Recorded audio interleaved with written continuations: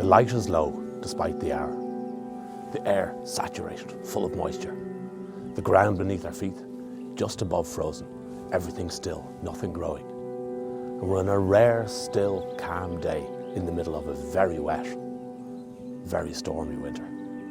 Winter has arrived in Glebe House Gallery and Gardens.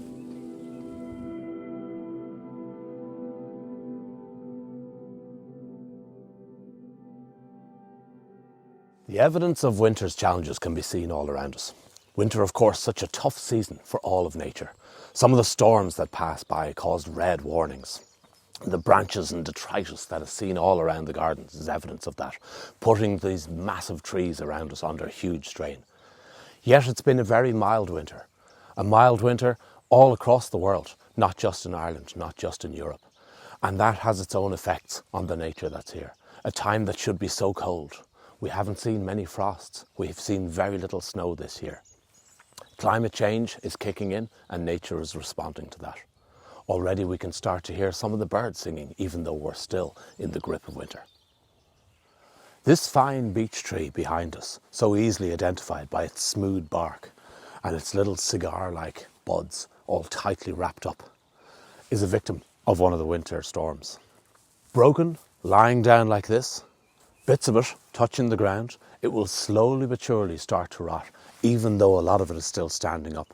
And there are invertebrates, various different beetles and other characters that will come into this tree now that it's starting to die, and will start to break down the wood, to soften the wood, to chew it up, to make it more accessible for the fungus and for all of the other characters, the bacteria that will come in and break it down and completely recycle it and release all the nutrients that are locked up, the huge amount of carbon that's locked up in this tree, all the other nutrients that have been captured and stored, release them back into the soil to make them available for the rest of the plants. The excellent gardeners of Glebe House and Gardens, they manage the area in a way that is very sympathetic for nature. They get the importance of leaving wild areas like this. Wild, undisturbed areas like this, replacing nutrients all the time. They give shelter. They give shelter for hibernating hedgehogs that we have in the gardens here. They give shelter for hibernating queen wasps, queen bumblebees that will be down in some of the soft wood or some of the soft mud that's all around us. Sheltering, waiting for the temperatures to rise, waiting for the light to become more available before they emerge for the spring. With water levels so high, so much rain, so much moisture that has been lifted out of the Atlantic and dumped across this part of Ireland, all pouring down into the Lennon system. And in that Lennon system, in Gartan Lake behind us, there is a lot of life, even though it all looks so still.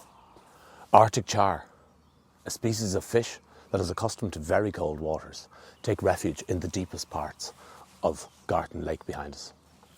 And Arctic char have been here since the ice covered all of this part of the world thousands of years ago and are still hanging on. They need very cold, very deep waters. And they need waters that don't have a huge amount of nutrition. Gartan Lake is known, as a lot of the lakes in this area, as an oligotrophic lake. In other words, a lake with very little nutrients coming into it, very little extra nutrient input.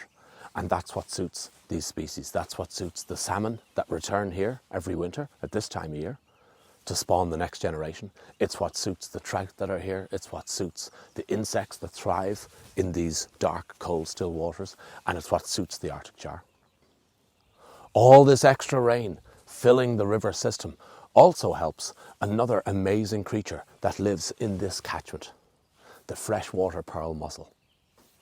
Both upstream of Gartan Lake and downstream, the freshwater pearl mussel survives, and in some areas still thrives. It's our longest living animal. This little mussel, this little shellfish that's able to bury its way into the substrate, can live for over 100 years.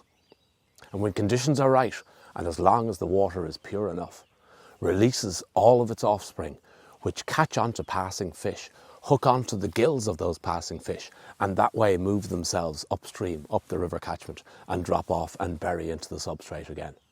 An incredible life cycle these little mussels have. But the water must be clean, the water must be pure. And the gardens here are doing their bit for that. All that extra rain that has fallen, all the trees, the shrubbery that you see around us, they're helping to filter any extra nutrients, helping to filter that water and keep the catchment clean. The lack of light provides challenges to the birds. that choose to stay here over winter, or any birds that are passing through and visiting, because it only gives them a short few hours to feed. But despite that, there are plenty of birds here above us. The tall trees that are around us, giving them just about enough shelter and providing enough food for them. This Scots pine behind me here, with all the little cracks inside the bark, stretching all the way up into its branches. Lots and lots of tiny little insects are hiding out in those cracks. And the wrens that we can hear around us, that are resident here all year round, hold a territory here all year round, are using the likes of these cracks to feed away and sustain themselves, having to eat at least their own body weight every single day just to be able to survive the cold, cold night ahead. All of the broken branches and broken limbs trimmed off by the passing storms. They give us a little hint of the canopy. They give us a little hint at some of the life that's above our heads. And the diversity of lichens that we see spread around on the ground, which have all blown off from high up in the branches, is a sight to behold. These amazing, amazing ancient plants, some of the very first plants to colonize Earth, are a combination of both fungus and algae. And they live together without a root system, but still able to attach themselves to branches high up in the trees, and they get all their nutrients, all their energy from the light and from the rain, from the air. These stunning lichens, they will only grow in places where the air is really pure, really clean. Any toxins in here, any pollutants in here, and these just wouldn't be able to survive. You wouldn't have this kind of diversity. So all of this hints that the air around here, the environment around here, is in great shape. Above my head is a hawthorn, which is still full of berries, which is unusual to see at this time of the year. We could hear the rattling of the mistle thrush. Thrushes that come and visit here for the winter time, mistle thrushes, the biggest of our thrushes, are known to ferociously defend any one bush, or maybe even a few bushes, hollies, hawthorns, and keep the berries all to themselves. So often they will defend and defend so much that there's more berries than they need. You wonder, with the amount of energy they expend on all of that defending of their food, of their stash for the winter time, does the hawthorn berries really give them back that much? But it must do. It provides them and keeps them sustained all winter long.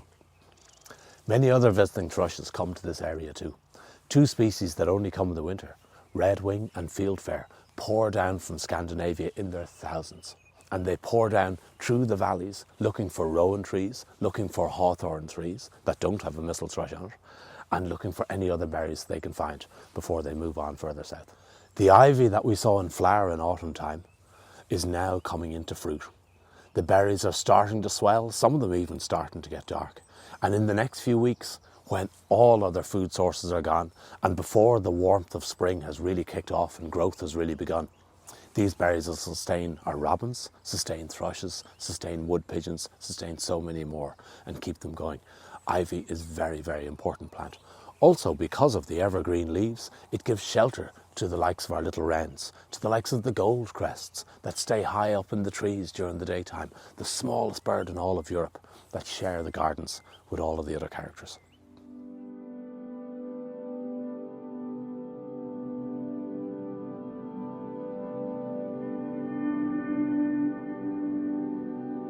Glebe House Gallery and Gardens provides so much shelter for all of the nature that comes to visit this area.